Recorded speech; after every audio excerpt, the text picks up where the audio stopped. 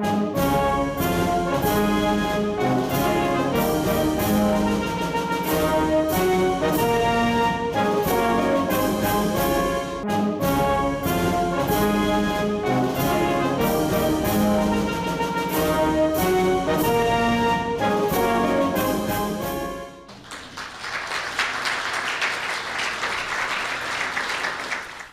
we are going to begin with our next speaker, who joins us from Gaithersburg, Maryland, all the way from the East Coast, where she teaches yoga and other movement classes to 100 students each week. She also has private clients that she teaches them postural alignment and body work sessions, and she draws insights and techniques from various methods and methodologies like Feldenkrais method, the craniosacral therapy, and anatomy trains and balance. Please help me give a warm hand of welcome to Kim Thompson. Good morning. It's such a pleasure to be here. So I'm really delighted to be part of something called a Health and Freedom Conference, and I thought we would start out looking at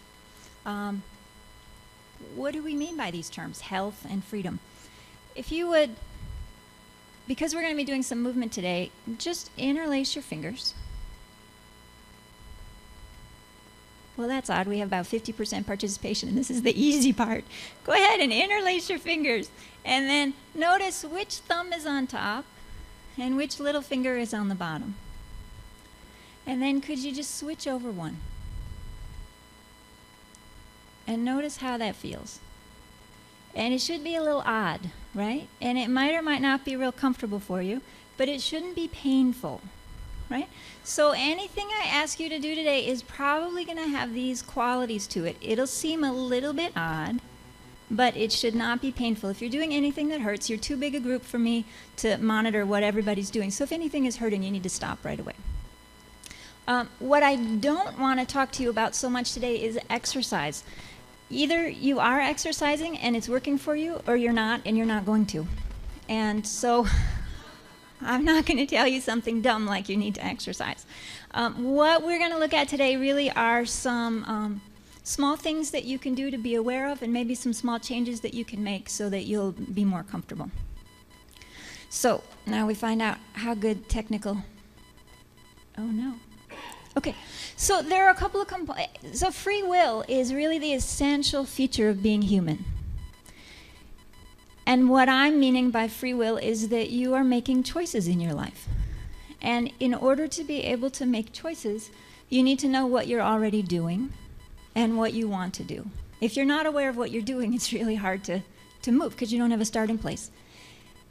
You're going to want to get some information to increase your options so that you have more things to choose from, which is why a lot of you are here this weekend, right? You didn't necessarily come for movement information, but you came to learn yesterday about mortgages or codex or different things. So you're getting information, increasing options, and also increasing your ability to evaluate those options and to choose what is going to be a good one for you.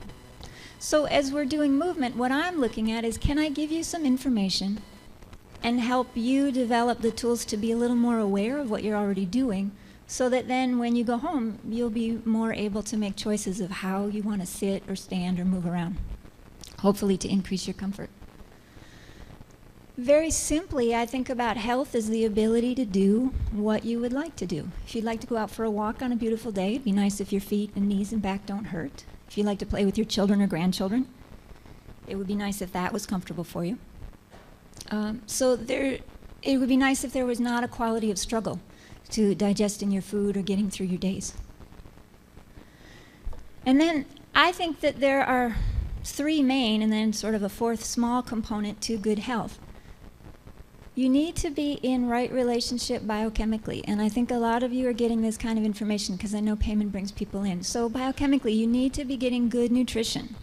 You need to be not getting toxins in your system. It would be nice if you had access to quality supplements.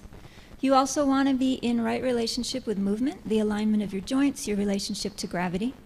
And it would be nice if you were in right relationship socially, that you have friends, that you're on good terms with your family members, that you fit into a community. And if you are in right relationship in those 3 areas, which I just estimate probably each account for about 30% of your health, you're probably in really good shape. And there might be an odd situation that comes up for you where you need to go to the doctor. But that's probably going to be a small amount of the time, as long as you're eating quality nutrient-dense foods and you're moving well and you feel loved and connected to other people. What makes me crazy about the national health care debate is that all we're really talking about with that is insurance coverage for access to doctors. We're not talking about protecting our small farmers and having access to quality organic foods, how to prepare them in time-efficient ways. We're not talking about how do you relate to gravity, how do you move around. And we've got a really fragmented society. So I think we've got a lot of health problems because what we've really got right now is a new thing under the sun. Never before in history have we had entire populations eating fake food, having a really crazy relationship to gravity, which we'll talk about in a few minutes, and living in this kind of fragmented society, and as Scott mentioned last night, where the government is controlling more and more so that you have less a sense of empowerment in your own life. Please raise a hand and stop me if at any point I'm feeling confusing as we're going along, because I don't want you to get lost. But I'll be around all day, so if you have any questions or anything and you want to catch me, definitely do that. So I think a lot of our troubles come out of this idiot mindset that gave us low-fat foods, processed foods, that gave us sort of a lot of our current ideas about movement and exercise, the recent financial crisis, a whole lot of stuff going on. So what I wanted to do at the beginning today is to look at some of what I think are the dumb ideas that come out of the idiot mindset in relation to movement. I could talk about the slide before for a whole hour, right, about the different components of health, but I think that you in this crowd already know a lot of those things, certainly about nutrition and about some social political things. So what I really want to do is talk about some of the movement stuff. And what are some of the things that you'll hear on the news or read about, or experts will tell you that I could just liberate you from today and you don't have to worry about that stuff anymore. And then I'll give you some more good things to put in. So dumb idea number 1 is that increasing muscle strength will solve all your pain issues. And I hear this all the time. Well, my back hurts, so I need back strengthening exercises. Oh, if I would just do sit-ups, then my back would be better. And brute strength is not going to get you out of joint pain. So you can let that go. What you would really like is to restore your muscles to their proper resting tone. So if you think about your jaw, go ahead and clench your teeth right now. Don't break a tooth or anything. Just bite your teeth together, press your lips together. So this is high tone. And can you feel that high tone in your jaw anyway radiate some tension down into your neck and your shoulders? And do you notice also that it makes your breathing shallow? Okay, so there aren't many heads moving around. Okay, so then let that go. You can move your jaw around a little bit if you like. So now go ahead and pull your belly in and clench down here.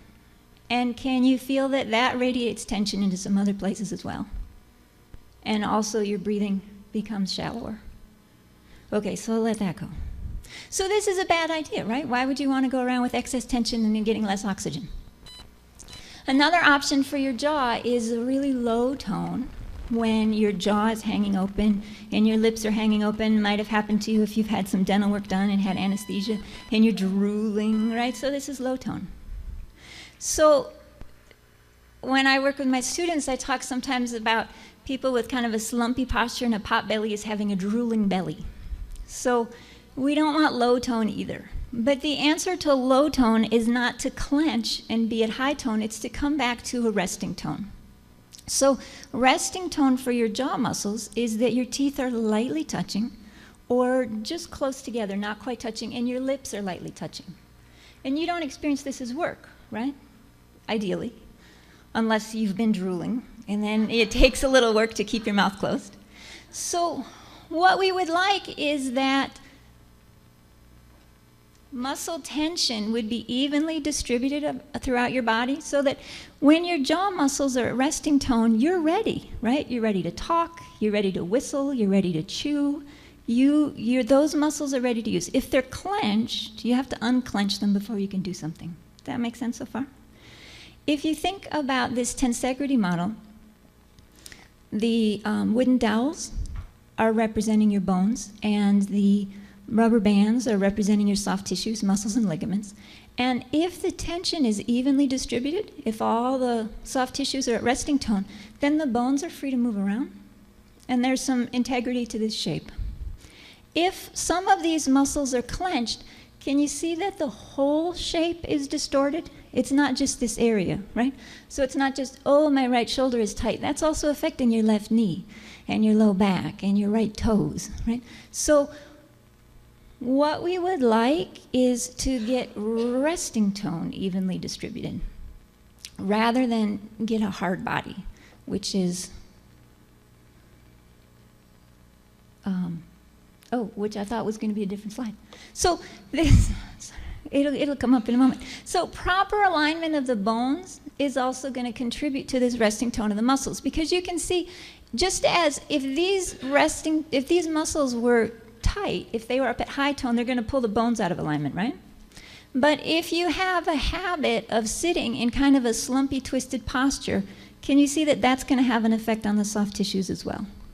So what we'll be looking at today is really, how do you align your bones so that your soft tissues have the best opportunity to be at resting tone? Does that make a little bit of sense for you? Okay, you're with me so far. So try this just a moment if you would. Could you turn and look over your right shoulder? And just gently, right? See how far you get. What are you looking at? And then turn and look over your left shoulder. And notice what you're looking at, how far you get. Come on back to the middle. And then could you roll back a little bit on your pelvis, get really slumpy. And then gently turn and look over the right shoulder again. How far do you get? Turn and look over the left shoulder again. Come on back to the middle. Did you get not quite as far that time? This happens to a lot of seniors, right? You tend to see a lot of people get collapsing after a while, and I've taught movement classes to a lot of seniors. They really scare me because most of them have lost the ability to turn their head, and so when they're driving, they don't. So they'll be pulling out of parking spaces, and they never look over their shoulder to see if anyone's there because they're slumped down and they've lost this ability. So go ahead now, really lift your chest up and arch your back, and now turn and look over your right shoulder gently, and your left shoulder. And come on back to the middle, and then how did that feel? So some of you might have found that was an improvement, and some of you found that wasn't so good either. Okay, so now just come to kind of a center place.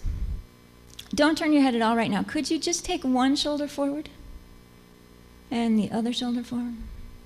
Yeah, and really exaggerate. So when one shoulder comes forward, really take the other shoulder back. And good. Okay, now could you, I'm not going to sit down because it'll take a minute to get the microphone and everything, but could you have both feet standing flat on the floor and don't move your feet. Leave your feet where they are. Just slide one knee forward a little bit and then slide the other knee forward. And can you feel that your hips are moving now? Yes. Okay. So now can you slide your right knee forward and take your right shoulder forward at the same time and turn and look over your left shoulder as you do that? And do you find that look over your left shoulder then. Do you find that your range of motion improved at all from the beginning? Yeah, and then try that with the other side. Take the left knee forward, the left shoulder forward, turn and look over your right shoulder, and come on back. Right? Oh, so, cool, right? So this is what we were talking about at the beginning. If you get a little bit of information, which is what I do in my classes, well, instead of making the neck do all the work, what if the shoulders helped out? What if the hips helped out? What if the whole body was engaged in this movement instead of just leaving it all to the neck? Just making your neck in charge of your head. These are little bones and little muscles, and the head's really heavy, right? 10 to 12 pounds up on top of the structure. So if you make these little muscles responsible for it all on their own, they're going to start complaining to you pretty quickly. The more body parts you get involved, the easier time the neck is going to have, and the more integrated and complete you're going to feel. Okay. So if you want these supple and comfortable muscles, you want to attend to the bones and get movement distributed through as much of your skeleton as you can. So then this one, It's hard sometimes to talk to people when they've got this stuff on the brain. So a hard body is a strong body. A hard body is a healthy body, and we want all this abs of steel, buns of steel, a brick body. Your body is mostly water. You are supposed to be supple and fluid, right? Hard things break. So what we want is for you to be juicy. Does that make, right? You want juicy joints. Muscle strength is not about being stuck. Muscle strength is about being springy and elastic. The more that your muscles can stretch and contract, the more movement they have, the safer your joints are going to be. You want muscles that are responsive, not that are stuck. This is all making sense so far? Also, your soft tissues need good circulation. You need oxygen and nutrients being brought in. You need waste products being brought out. If you are always clenching, you are constricting all those little blood vessels. It makes it be like rush hour or construction. When you are loose and relaxed, then blood can flow and all the cells and all the muscles can get nourished. Right? When you think about this stuff, you go, oh yeah, that makes sense. But when everything coming at you from the newspapers and the news TV programs and everything is talking about this stuff, then you kind of go, oh yeah, I need to be hard. But you can see that you can let all that stuff go, right? My husband thought, by the way, that at first I had idiot mindset, dumb idea up at the top, and he told me I couldn't do that. So I said, well, can I just leave dumb idea? And he didn't like that either. I said, no, these people will get it. Okay, no pain, no gain. And then I get this all the time from students, especially who are in chronic pain. Oh, it hurts so good. Pain indicates that you are causing damage. It's a pretty clear signal. You need to stop, and maybe you need to look at how you're doing the activity and adjust the how. You might not need to stop, but you need to certainly stop doing it the way you're doing it. And a lot of people experience pain as their sense of aliveness, right? They know they're alive because they hurt. It would be nice if we could expand your spectrum of awareness so you could feel a little bit more subtle and delicious stuff. So, dumb idea number 3, you can be done with sit-ups. They're not a good idea all around. They're not effective as a way to flatten your stomach, for starters, and for women especially, they're not particularly safe. Sit-ups can actually contribute to organ prolapse in women. The abdominal muscles are part of a whole team. If you over-strengthen the abdominal muscles in relation to the team members, you can really push the abdominal organs right out through the pelvic floor. About 80% of women ages 35 to 75 will suffer symptoms of organ prolapse. You don't need to do sit-ups and ensure that you're in that category. Also, most people spend a lot of time at their computer at work sitting like this, right? Why would they then need to go to the gym and do this kind of exercise? If anything, they're going to want to go the other way. Sit-ups aren't really going to strengthen your belly anyway. And it is a slumpy posture that causes a pot belly. Sit forward just a little bit in your chair. So you bring your hips forward a little bit. And then lean your back against the chair and kind of slump down. And can you feel how now your ribs are really sitting on your belly, kind of pushing it out? This is how you get pot belly. So if you want a flat tummy, you need to sit up. And I'll show you more comfortable ways to do that as we go forward. So then there's the idea that, well, but sit-ups strengthen my core. So what is your core? Your core is your brain and your spinal cord. You don't do anything without those. And then your core is the pelvis, spine, and the skull, the bony structure surrounding that. And then your core muscles are going to be the muscles that relate to protecting the integrity of that skeletal system. Does that make sense? Sit-ups pull you out of a nice long alignment. They compress the fronts of the discs. So what you would like are to do things that will strengthen the core muscles in relation to a long spine. So instead of sit-ups, this is a new presentation for me, so I'm trying to look at you and not just read my notes. So we touched on this a little bit, right? That the abs are part of a team, and if you strengthen the abs more than the other team members, you'll unbalance the team.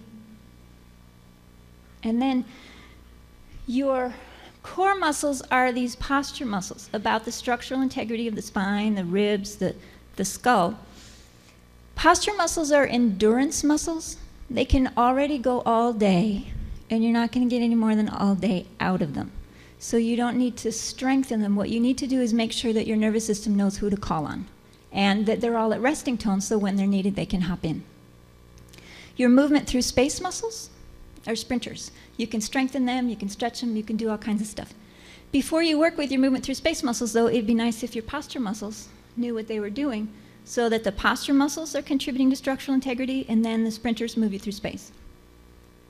If your posture muscles are not clicked into what they're supposed to be doing, then your movement through space muscles will help to hold you up. And they'll hate you, because sprinters are not supposed to run marathons. They do short bits. Here we go.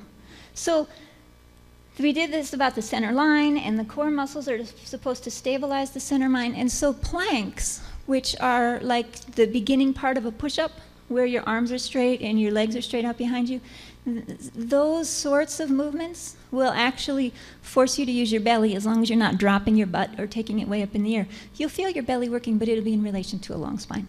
This is making sense for you? Okay, dumb idea number 4. If I lose 25 pounds, my knee won't hurt anymore. What usually happens is people feel like they need to go on some kind of stupid low-fat diet or something to lose weight, and they need to do a lot of exercise. But when they exercise, their knee hurts. So then, because the diet tastes bad and it hurts when they exercise, they just sit in front of the TV and eat potato chips. So the thing is about knees is knee pain is much more related to alignment. How are you using the joint? Which makes sense, right, if you think about it, because people who have healthy knees and good alignment, they can carry pianos and they can put water on their head. And how does the knee know that that weight is coming from your head and not from your belly? It's all going through the joint. So I've never met a student who has knee pain who doesn't have crazy alignment of how they use their legs. So it's going to be an alignment issue.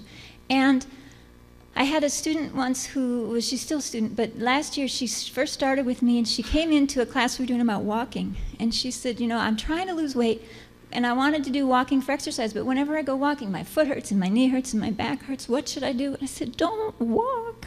Give me 3 or 4 weeks. Just don't try to do anything.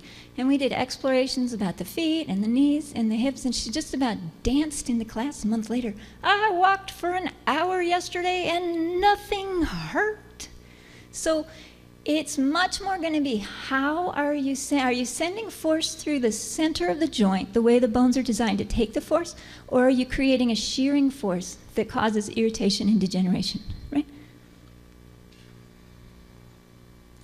Okay, this one's great in a capitalist society. My troubles will be solved when I buy the right shoes, when I buy the right chair, when I have the right bed. Humans have been around for a long time. I don't know if any of you have seen, I think it's Chris McDougall's book, Born to Run. He makes the comment that these really cushioned running shoes have only been around since the space shuttle. For all the time before that, people ran wearing, he says, kind of the equivalent of ballet slippers. They were just very thin shoes where you could actually feel the ground. So all these gimmicks are a nice way to support other people making their car payments and their house payments and whatnot. But if you have a functional relationship with gravity, and if you use your joints well, you can sit comfortably in any chair, you can find a way to sleep comfortably on any bed, you can wear any shoes or go barefoot. All this making sense for you so far? Yeah? I'd be happy to talk to you about that afterwards. I have a lot of stuff I want to get through. Okay. So then, sorry, I did this, but I didn't click. Okay, so then what I get from people is a little bit, but this sounds like so much work, and I'll have to pay attention all the time. Well, I'm sorry. I just loved Scott's comment last night of, well, yeah, if you're going to be free, there's an element of personal responsibility, right? You need to have a relationship with your body. You wouldn't have a very good relationship with family members if you just paid the bills and you never had dinner with them and you never played with your kids or helped them with homework, right? How are you going to have a relationship to a spouse that you don't ever listen to? So there's no pill for posture. You do need to be aware and engaged in your own life. And if you think that the bodies are wonderful. There's all sorts of stuff going on, right? You have an autopilot system. You probably have not been thinking about breathing the whole time I've been talking, and yet you've continued to breathe. So the idea here is, if we can put some quality information into your autopilot, then you'll start making better decisions automatically, and you won't have to, you're going to have to think about it for a little while to change some habits, change some patterns in your tissues. but you won't need to think about it all the time.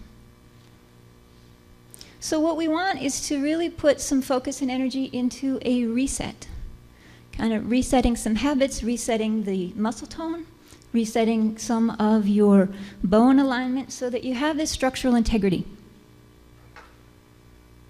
If I put pressure on these uprights as they're upright, I can push a lot, and there's still a lot of flexibility in the rest of the system, right? But as soon as I lean it over, there's not going to be so much structural integrity. Right?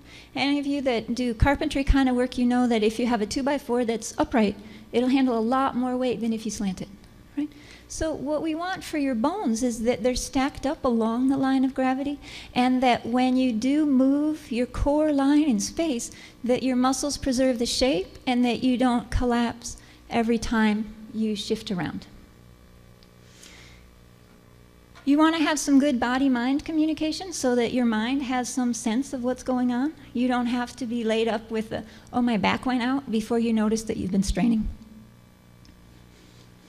And if you can get all your parts working together, like we saw when we just turned to look over the shoulder, you'll feel more of a unified whole team instead of this sort of loose federation of parts that maybe contribute and maybe counteract or sabotage.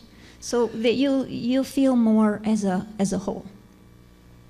So the good news is that somebody else already did the research. Noelle Perez, she's in her 80s now, she's still alive. She's been at this for 50 years. She began studying in 1959 with B.K.S. Iyengar when he first started teaching classes in Europe. And he told her, you are off your axis, by which he meant she wasn't lining up with the line of gravity. And he recommended that she spend some time in India watching the women of India and copying them until her shadow looked like theirs. So she spent a lot of time traveling around the world looking at different populations. And I'll show you the graph that goes with this on the next slide. But I just want to mention that Noelle is in her 80s and she lives in Paris. And being an 80-year-old French person, she doesn't have much of a web presence, and she doesn't have it in English. But Jean Couch is in Palo Alto, California, and she does have a nice website, which is balancecenter.com. Jean has been studying with Noelle for about 20 years, and she's fantastic. I have flyers out, and they'll be out in the exhibit hall, about a retreat that Jean is doing in April in Esalen. And she does retreats and intensives now and then in Palo Alto, which hopefully won't be too far for some of you folks. So Noelle came to know this set of statistics, that in modern industrialized societies, about 80% of the population at some point in their life has acute low back pain. That means your back goes out and you're down for a couple of days. This does not mean neck pain. It does not mean chronic back pain. It just means this acute. So if you don't know, I know because of the kind of work I do, there is a huge amount of the American population that hurts all the time. And it makes their lives smaller, and they're not able to contribute to some of the sort of activist programs that some of you would like because it's all they can do to get through the day. And so they're not able to contribute as much as they would like to their families, to their neighborhoods, to their larger communities, just because they hurt. And a lot of it's totally unnecessary. If they could get some of this information, they could be back to full function. So what Noelle also came to find was that in traditional societies that didn't have a lot of Western influence, the rate of those acute low back pain was more like 5% or less of the population. So she sort of did a Weston Price style exploration where she went around and she looked at, okay, who are the populations that don't hurt and what do they do? And because she had a yoga background, she really looked at the anatomy of it. What do they do with their pelvis? What do they do with their spine, their ribs? Where's their head? How do they use their feet and legs? So here's a little bit what she found. Dun, dun. In traditional societies, people tend to have this structural integrity of the core, and they preserve that center line whatever they do.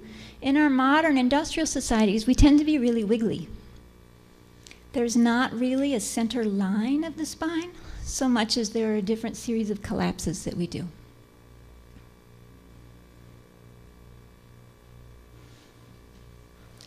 Right? And so you can see you can do all those same movements in your life, but just preserve the center line. And so Noelle, she's still at it too. The last time that Jean went to Paris to study with her, Noelle was off in the mountains of Switzerland observing a group of shepherds who stand on one leg for hours at a time. So she is still out there at this, but she also has pulled together a set of very simple guidelines for some everyday things like sitting, standing, walking, bending, lifting and carrying, sleep positions, that will make a big difference for you. So she also really focused her studies on populations where people age really well. Folks in their 70s, 80s, 90s are still standing and walking under their own power, are still carrying things, are still really functional. Because she wanted to know, well, okay, not just how can I be comfortable now, but how can I be comfortable moving forward in my life?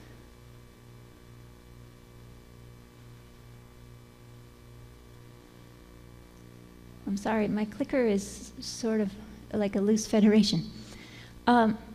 This woman, she lives in Greece, and her job is to paint the stripes on the road. So she's bending all day. And the gentleman, I believe, is in his 80s at the time this picture was taken. He's the grandfather of one of Jean's students.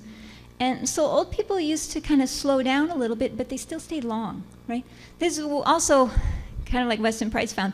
Up until about 100 years ago, everybody had really good posture. It's only been a recent phenomena for us. About the same amount of time it took us to eat processed foods is when we lost this line with gravity.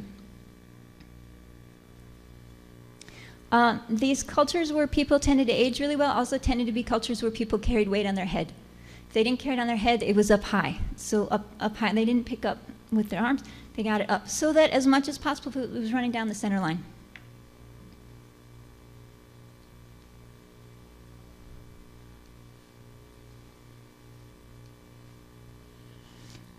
And look at the ergonomic bare feet she has. We don't know how old this woman is, but she's old enough to have gray hair. I don't know if you can see it from where you are. And so she's able to show up with a dinner and a table. Barefoot, right? And look at that beautiful long center line. So this gentleman is wearing ergonomic flip-flops, which you'll read all kinds of magazine and health articles here that you shouldn't wear, right, because they're bad for your feet. So he's carrying, actually, I don't know if you can see on the slide, a table and 4 chairs. Not on his head, but again, up high, so it's running down. And we had, a couple of months, a month and a half ago or so, we had 30 inches of snow in the DC area, right? I don't know if you heard about that and laughed at us from out here. But I was doing a lot of shoveling, and I found because there was so much, you couldn't just, move it because it was going to get too high. So you had to actually carry it. And I found that if I could get it up on my shoulder, then it was really easy. I could walk it anywhere I needed to and then sort of catapult. And then I watched my neighbors doing this. And it's always a fine line, I think. Well, do you go around and tell people they're being stupid and give them a better idea, or do you just let them wait for an opening to ask? So, okay, here's some anatomy stuff we need to know. Your spine, so I don't have a pointer, and I'll move out of the screen if I go over here, but to your right is the front part of the spine. If you put your hand on your back and you feel these bumpy little bits, right? That's the back, which is there for muscle attachments, but the weight-bearing portion of the spine is in the front. And it's really set up sort of like building blocks, right? There is a flat edge to the top and bottom of each vertebra, and they're going to support weight best when they're stacked up flat edge to flat edge. Please cooperate. No, George, if you could just push that right advance arrow for me. Thanks. Okay, so you have a disc in between each vertebra, and there is a nucleus in each disc, and the nucleus ideally sits in the middle. Go ahead and click for me again, would you? The nucleus is great. If you hear anybody on radio talk shows talk about what a faulty design the spine is, you can be done listening to them or laugh at them for the rest of the show, because the spine is fantastic.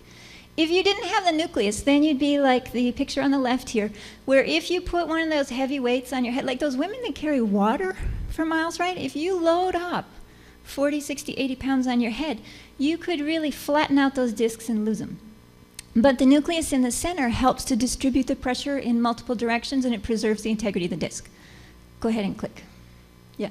So if you bend forward, if you round, you bring the front part of the vertebra together, the back part opens up, and then the nucleus gets pushed a little bit towards the back.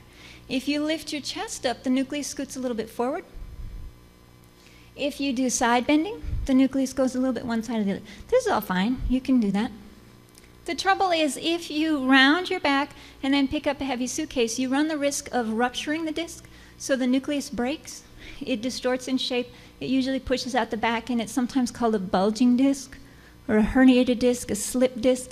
And the trouble is that your spinal cord is running down between the little bony attachments in the back and the weight-bearing portion in the front.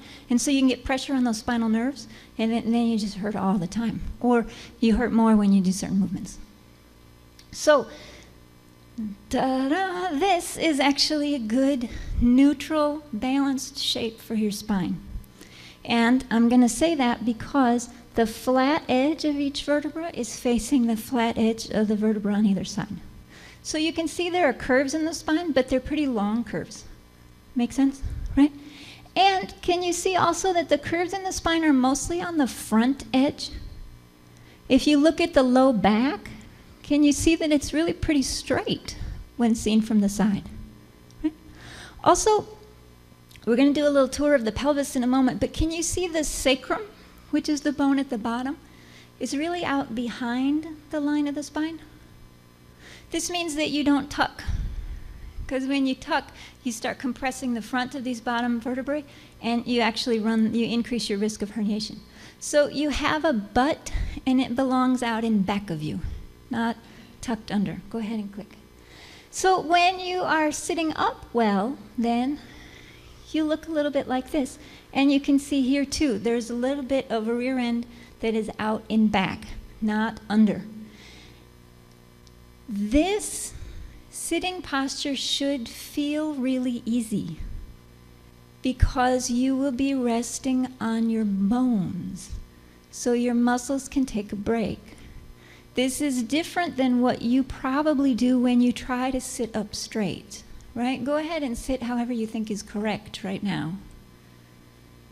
And just in your own mind, answer the question to yourself, how comfortable are you? And how long would you sit like this? Probably not very long, right? And you also would probably end up with aches in different places, which is why you tend not to. Go ahead. So, having seen what you just saw about herniated discs, how long do you think it'll be before one of these young people runs into some disc trouble? Go ahead. Or one of these. And this really worries me because this is what so much of our young people are doing. They don't really have a center line, and so they slump around. And if you look at either of these young women too, say that they're fortunate enough to find someone and have a baby, where are they going to carry the baby when they're pregnant?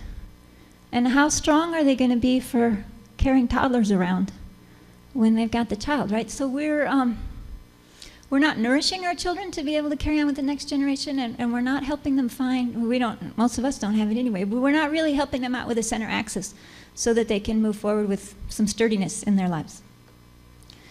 If all this looking at herniation and slumpiness makes you go into a military posture, you're also missing the target, right? You can miss too far to a slump or too far to an arch. Go ahead and lift your chest up military style. Can you feel the tightness that comes into your middle and low back? Yeah, go ahead and push them again. So what happens in military style is you're actually lifting up the fronts of some of those vertebrae. It's a little bit like tilting your chair back on its back legs instead of really sitting it down on all four. So what this does is it's going to give you tightness and weakness in the low back. Your neck will get tired. Can you also see in the skeleton that the knees are literally bending backwards? That your heart extended? So now instead of bones standing on bones, we have bones leaning against the ligaments of the knees. So you run into knee issues. This will also contribute to flat feet and hip pain. Okay, could you put your hands on your hips? This bone here, I almost brought a little spine segment with me, but I couldn't fit it in my suitcase. So this is the iliac crest, which you see up at the top. Can you slide a hand under your hip? And you're looking for the ischial tuberosity down at the bottom. Can you find it under here? Right, one on each side. If you put your hands back on your hips and go straight to the back, and then down an inch or two, you're looking for a flat bone here called the sacrum. Right? And then hands on your hips again. If you come down to the front, can you find the pubic bone, which is in the front of the pelvis? Okay, so click again. So here's a little bit of a side view, a little bit of an angle view. So the iliac crest up at the top. The sacrum is like the keystone in an arch. And so you really want to preserve its place in the center.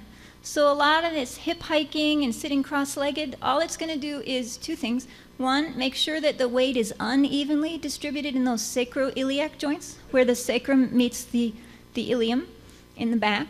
And also, because the sacrum is not going to be straight up and down, then you're putting a little scoliosis, a side bend into your low back.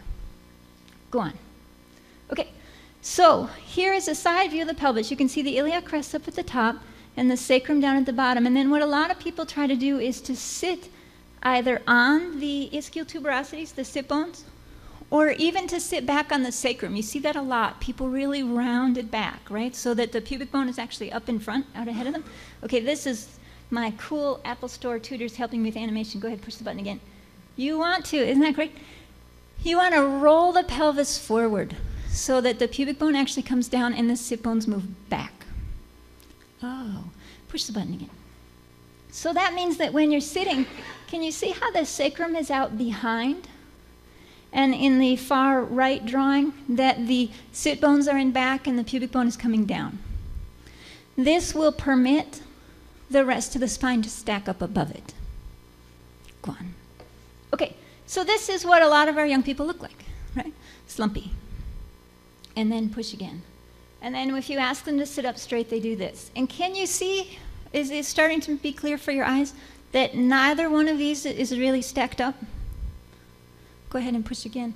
So fortunately for this piano student, her piano teacher takes movement classes with my teacher, Jean Couch, and so in about 5 minutes, her piano teacher was able to move her from the front version to the end version. I don't know how clearly you can see this out where you are, but can you also see the difference in her face? That in the first two, she doesn't really, she's sort of putting in the time practicing. But in the third one, there's more a sense of focus and concentration with the piano. Does that come across to where you are? Yeah. So where she is in the first two slides, she's also going to be putting some strain into her shoulders and her arms. And in the third slide, her arms are going to feel light and she'll actually be more comfortable practicing for a longer time. I'm very interested to do some programs on carpal tunnel prevention, because a whole lot of what carpal tunnel really is that your ribs get stiff and your shoulder blades get stuck on your ribs, and so then your hands have no support from the middle. But if the ribs loosen up, if the shoulders are positioned where they belong, and if you move your hands from the large muscles of the back, then the wrists, it's just like what we did with the neck before. If the wrists only have to do their amount of work and not the work of the back as well, your wrists will be fine. Oh, so then what's cool is if you sit up well all day, you'll have enough energy to have a nightlife again. And can you see that you can go out and have fun and still have a long center line? So what a beautiful column she is there, right?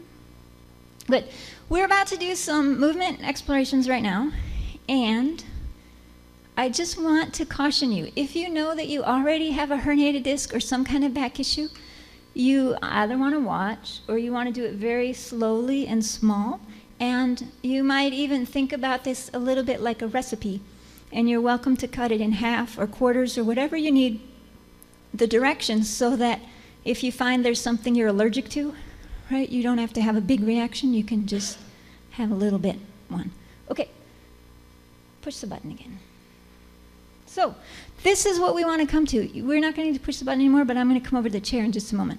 So I'd like to talk you a little bit into this. Hey, can I just have a quick time check? How are we doing? 20 minutes. Perfect. Okay, so let me let me talk you through it a little bit, and then I'll have you stand up and we'll do it. My goal, and I'm so grateful that Payman put me at the first thing today, is to have you able to sit comfortably enough so that you can pay attention to all the speakers today and actually not spend the day going, oh man, maybe I'll go sit in the hot tub instead of listening to the next one, right? But that you can really be present to the speakers instead of to your own discomfort.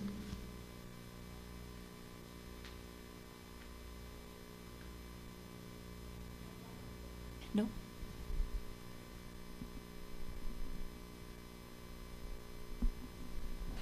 What you will do in just a moment is to stand up, and we want to really tilt the pelvis forward. So I'm going to show you, and then I'll talk you through it so you have a chance to do it. So when you sit down, you're going to think about your sit bones really moving back. It's going to be very exaggerated right now. And your pubic bone, the front of the pelvis, moving right down to the chair. So it might even really come into an exaggerated forward bend. When you sit up, you'll leave your pelvis here, which will probably have you feeling very arched in your back, which is fine. From here, you will look down and drop these front ribs down so that the middle back gets longer. And then you let your face come back up to the horizon. So go ahead and stand up. Can you, actually, while I've got you standing, before we go into this, I just want you to try something else. Yeah, go ahead and wiggle around because you've been sitting for a little bit, right? Could you really do that suck and tuck? So kind of tuck your tail between your legs, and while you're at it, lift your chest up and throw your shoulders back. Lift your chin up, right? Kind of military posture. How does it feel? Right? So how long do you want to stand at attention like this? Also, so you can let the rest of it go, but go ahead, really tuck your tail between your legs. This is a lot of work, right? When dogs tuck their tail between their legs, what emotional state are they in? Submission, fear, right? Embarrassment. I love the fact that some of you are doing this great activist work. Why would you want to go up and challenge people with a posture of submission, right? You go in looking like a beggar and your chest collapsed. Or you throw your chest up. Go ahead and lift your chest up and look down your nose. And isn't this a nice, arrogant position, right? You can give orders from here, and it's hard on you, and it's no fun to interact with at all. So what we'd like to do, go ahead and tuck under, and just kind of wiggle around a little bit and see how tight your hips are. And then could you untuck and see that you have a little bit of freedom here to wag your tail, right? But can you also feel that the hip joints in the front are a little softer? Okay, so now go ahead, put your hands on your iliac crests, and can you really tilt your pelvis forward as you sit down? Woo. So make sure your chair is where you thought it was. That your pubic bone is coming right down to the chair. You can bend forward as much as the table will permit. Now try to leave your pelvis here as you bring your chest up, and you'll feel arched, right? Step one. Now we need to fill in the hole. So now can you leave your pelvis where it is? Put your hands on these low ribs in the front. And so when you look down towards your lap, can you really take these low ribs down and in? And you should be getting a little bit longer in the middle of your back. Can you feel that happening? This will all feel weird, right? Remember when we did the interlace at the beginning? So it'll feel odd. Now, can you leave these ribs down and just bring your face up to the horizon, right? Not to the ceiling. Now, just take a couple of breaths in and out and see, besides weird, how are you doing here? Not good. Who said? Okay. Let your hands come down. I'd be happy to take a look at you after. From here, which I can't see very much, it looks like you still have your pelvis tucked. So you haven't quite got the base. The base is to be really untucked with the, yeah, good. And then come on up. Now just let these ribs come down a little bit. There you go. And then let yourself soften into that. How does that feel? Different. Great. It's probably not going to feel like, oh yeah, right? Because you're going against your habits. But if your habits are leading you into a place that you get neck pain and back pain and stiff shoulders and stuff, then what I love best about people who are in pain is that they're ready to learn something new, right? They're on board with the fact that what they're doing isn't working and they need a change. Okay, so This is a little bit step one. Go ahead and click me forward one slide. Oh, I'm sorry, wait. Can you see that if you're sitting upright beautifully and you have a straight back chair, that the chair does you no good, right, for leaning against? Because you're not straight. You're supposed to have a butt out in back of you. So if this beautifully aligned spine were to lean back against the chair, it would go into a slump. So this boggles my mind that we're a culture that sits most of the time, and we mostly have really dumb chairs. They're not useful. And these are not very good. I sat in them yesterday for the last bit of speakers in the afternoon and then for the dinner, and they're not so good. So push again. What you would like is to have some sort of support that comes towards your middle back. These are great. They're just a small ball. You can use other types of cushions.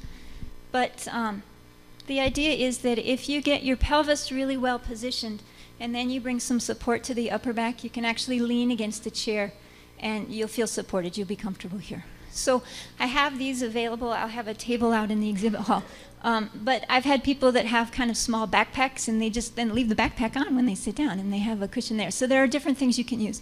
Automobiles and planes are terrible because they're mostly designed to fit the slumpy engineers that design the chairs, right? So they really invite you into this shape. So I'd be happy to talk with folks a little bit more. I'm around all day today, and I'm very approachable, so if you have any questions, let me know. I will not be here tomorrow because I teach Monday evening, and it's a long process to fly from here. There's nothing direct, so it takes a while. And I have students Monday evening. The more that you can, today and tomorrow, keep your pelvis in a forward tilt and let your chest come down a little bit, the easier things are going to be for your back. When you get this, you can really find it in sitting upright. And so you can sit upright quite comfortably. With a little bit of support, you'll find that you're able to use the back of the chair also, which you're going to want for long days like these, so you can really pay attention to the speakers. Let's try this once again. Stand up. And put your hands on your iliac crest. And so as you sit down, really think about tilting your pelvis forward. And if you bring your chest up, you'll feel the arch in your back. And now if you let your front ribs settle down a little bit, can you feel your middle and low back getting longer? And then if you just bring your face up to look at the screen, not the ceiling, how are you here? And if the process of rounding brought your shoulders up to your ears, right? See if you can put one hand on your chest so that the chest stays where it is. And with the other arm, can you take the shoulder forward and up and back without arching your back, right? And just see if you can do a little external rotation with that upper arm. And let the hand come down to your lap. Do you feel any difference now between the right shoulder and the left shoulder? You're not a very head-moving crowd. Okay. And then with the other side, forward, up, back, and down. And put the hand on your lap. There are a lot of important nerves and circulation tubes that run through the front of the shoulder here. They don't need compressing, which is what we tend to do. I started working on a carpal tunnel presentation, and I was gathering pictures of writers from a while ago, right, like Mark Twain, and they have these beautiful broad chests, front and back. And you look at Stephen King or Amy Tan or any of these modern writers, and they're all collapsed in here. It's no wonder that they're really struggling. I'm going to bring this back to you.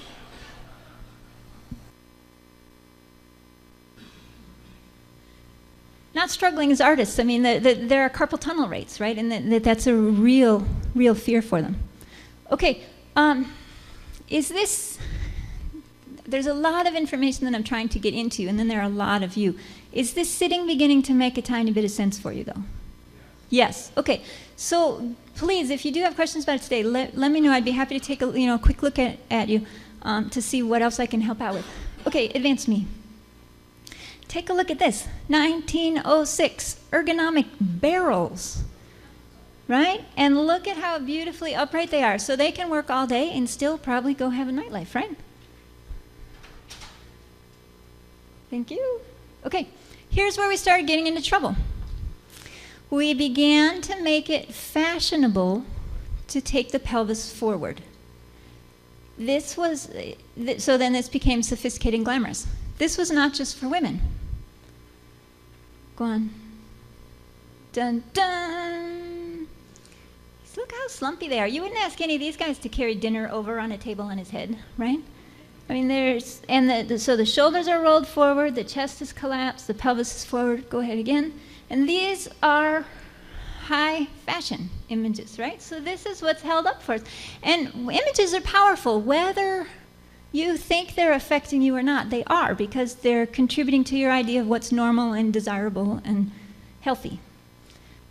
The good news is, this is what Noelle found, we all had it. Every child in the world, up until about age 3, has this beautiful posture. So you can see these long center lines in these guys. I love the little guy at the top. He's so free that his arm can come way back behind him. He's going to fling something forward, but he hasn't collapsed the center line. Bending, running, they've all got it. Go ahead. They'll lose it, though, because they'll start looking at the older children around them and copying them. Look at, especially on the left in the center photo, look at the hump on that guy's back. I mean, these kids are really headed for trouble. Go ahead again. You would be astonished at how many teens have chronic pain. The little bits that I talked to them, I did a joint project once with a social worker who did discussion groups for teenage girls. And I don't know, 60, 70% of the girls in the group having emotional problems have chronic pain. 14, 15, 16-year-olds. Go ahead. We used to stay that way all our lives. So people would slow down as they aged, but they would still be able to get out and do things. Go ahead and push again. And we still looked long. Now we tend to have these extra curvy backs. Go ahead. So, if you can restore balance to your digestive systems, eating nutrient-dense foods, I know Sally Fallon is going to be here. If you need a little bit of a reset, I highly recommend the GAPS protocol, Natasha Campbell-McBride, which I'm working on right now, to kind of rebalance, reset the intestines. If you improve your alignment and body usage, you're going to start reshaping. If you're not constantly making a pot belly by slumping, you're going to look slimmer, you're going to be more comfortable. You can go exercising because it would be fun and not because you have to in order to stay fit or look alive. Go ahead. So that's the last slide, so you don't have to be on duty anymore. So resources, if you go to my website, this is not a pitch because I haven't figured out yet how to sell anything online.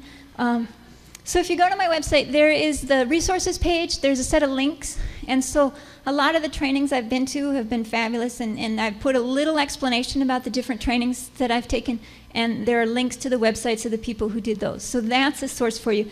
Jean Couch is at thebalancecenter.com. She's doing a retreat in April at Esalen. And I highly recommend her too. I mean, she's local for a lot of you relatively, and she's so excellent. So sometimes then people ask me, well, what sort of exercises would I recommend? And first of all, I don't care what you're doing, but whatever it is, don't grind your joints. If you're getting some pain, pay attention to how you're using yourself, or get a little help from someone to look at how you're using yourself. Walking can be a fabulous exercise.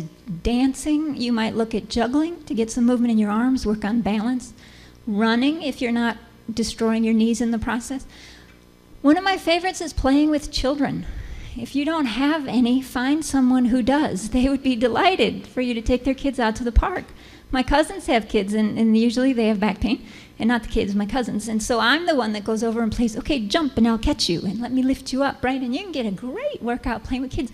You'll get them off their video games. All of you get outside, play around. I'm dealing with some health issues that slow me down a little bit. I find cooking fabulous. I have a lot of time spent in food preparation, so I get myself all lined up. I can feel my legs working. I can feel my abs working. I'm really working on some core alignment and strength while I'm peeling carrots or washing dishes or whatever, but really taking a little bit of time in that activity to pay attention to alignment. If you're looking for more cardio, put on some wrist weights, some ankle weights, put some music on, dance around the living room. You'll get your heart rate up just fine, and you don't have to move like a machine. You can use your joints in some more holistic ways. So, Thank you very much. It's been a real pleasure to be here. And I'd be happy to talk to any of you throughout the day, but I will be leaving tomorrow morning.